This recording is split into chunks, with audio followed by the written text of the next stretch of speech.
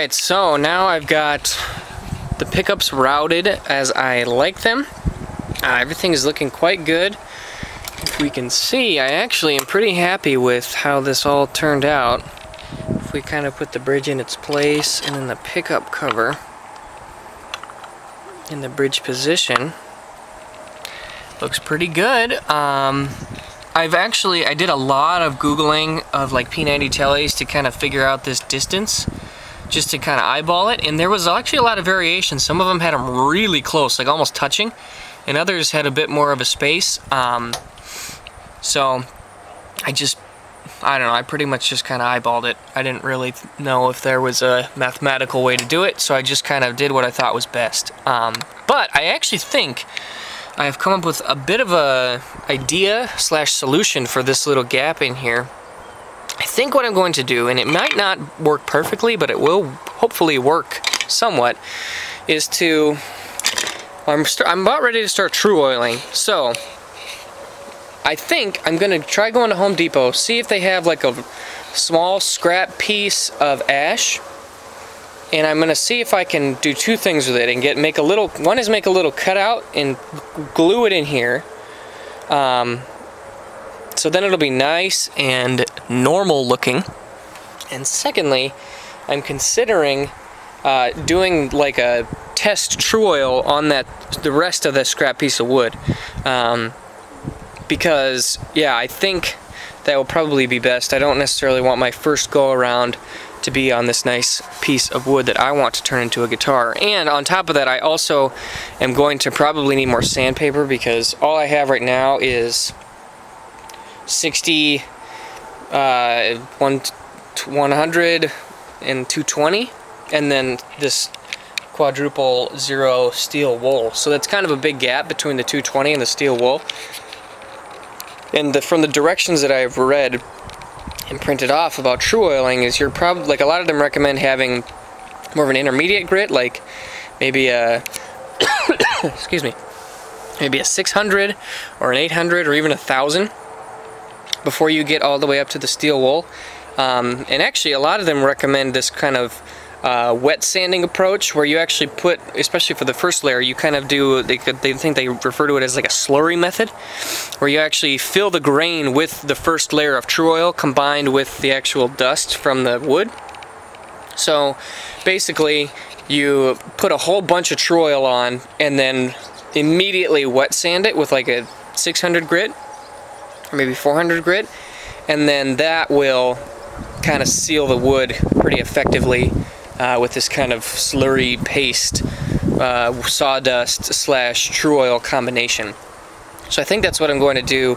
A lot of them seem to recommend it, and if I could get a nice flat, you know, almost glassy type of finish, that would be pretty sweet. I would like that.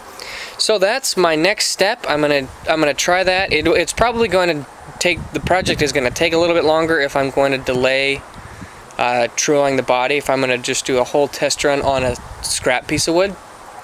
But I guess that's just kind of how it's going to have to be. Because yeah, I do want to do a good job, and like I said before, I'm not in a rush. I'm still waiting for the neck to come in.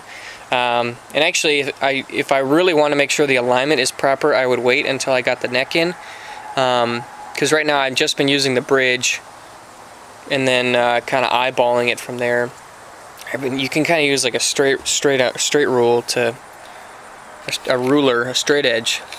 But yeah, so that's where I'm at. I'm about ready to start true oiling. I've got a whole bunch of directions. This is actually a whole bunch of notes that I just got from a couple of forum websites, whether it was through TDPRI, which is a really great website, or if I got it through the Gear Page, or even like a gunstock finishing website. They all have a lot of really good stuff. And actually some of those guys get some really good finishes with it. And then this actually came from this Luthier Mercantile International, LMII.com. It was like a really in-depth about how to finish in true oil. So yeah, feeling pretty good about this. About ready to start getting the body finished, and I think it's going to be pretty sweet. I do think doing the slurring method to try to fill the grain will work well, and going for a little bit of a glassy look, not necessarily like, you know, an exact copy of a, you know, a poly or a nitro. I mean, those finishes are crazy good looking, but from what I have seen, this True Oil can kind of get on that level, so that's what I'm going for. But anyways, yeah, I think it's a good idea to start with a test piece of wood with both the finishing and to try to get a little bit of a filler in there. But so yeah, that's where I'm at. I hope you guys enjoyed. I'll see you soon. Alright, gentlemen, I'm back, and I have some updates. I went to the store, got myself a saw, some wood glue, some wet dry sandpaper, and this, which is like a, in their scrap pile, it's a piece of maple. Got it for like $2, and I thought, hey, why don't we mess around with this, give it a shot. So what it's going to do is it's going to be my test run for the True Oil, and I'm going to see if I can use that saw to cut out a piece of this wood to fit in that slot. So, yeah, we're gonna give it a shot. I know that this is ash and this is maple, so it's, I mean, they don't really look similar, and they probably will look even more dissimilar once I get some True Oil on there, but I don't necessarily, I think that trying to get a piece of maple in there would be a better choice than trying to leave it open. And yeah, the project has gone pretty well so far, so I'm feeling confident that I can handle another task of which I have never done before. So yeah, we're just gonna give it a shot, we're gonna give it a go, and I also might try to level out some of this, but I don't know, that could be, I don't even know what kind of tool I would do to do that other than just hand sanding it. That'd be kind of a pain, but it doesn't really bother me if it looks like craziness in there, so maybe I'll just leave it. But yeah, so I got that saw, and I got the True Oil, I got a whole boatload of instructions, and I got the MacBook Pro with just in case. Got some YouTube videos to watch, got them all queued up. It's gonna be great. So yeah, it's a beautiful fall day here in central Iowa. Iowa State is on later this afternoon, so I gotta work fast, so I'll see you later. Alright, so I'm back. Another update on my Telly. I made some changes. I found, actually, at the hardware store at Lowe's, this piece of maple for about $2, about $3, I think, somewhere between $2 and $3. So I went ahead and bought it, and actually, it was almost perfect depth to fit in that little crack. So what I did was I cut off a piece and sanded it a ton to get it to fit into that little spot, and then used some wood glue to clamp it all together and let it dry for many hours. So yeah, that's going to be my solution. It actually is crooked, and I'm aware of that, but once it's all ready and done, I think once everything is kind of more finished, I'm probably going to just sand that away. Not going to be a big deal, same way in which I sanded away the rest of those pickup cavities, but I think it'll be nice to have that nice and cleared up. There is a little bit of a, it sticks up a little bit, which is kind of annoying, and it is not actually perfectly flush on the right side, but I don't know. It's a better solution than just leaving it, so I'm feeling pretty good about it. But yeah, so now I think I'm almost, and I also, this scrap of maple was my first test run for the True Oil, and I don't think you guys can necessarily see it, but right in this area, here I have True Oiled and here I have not. And actually it looks really cool. Like, I'm gonna see if I can get a close-up.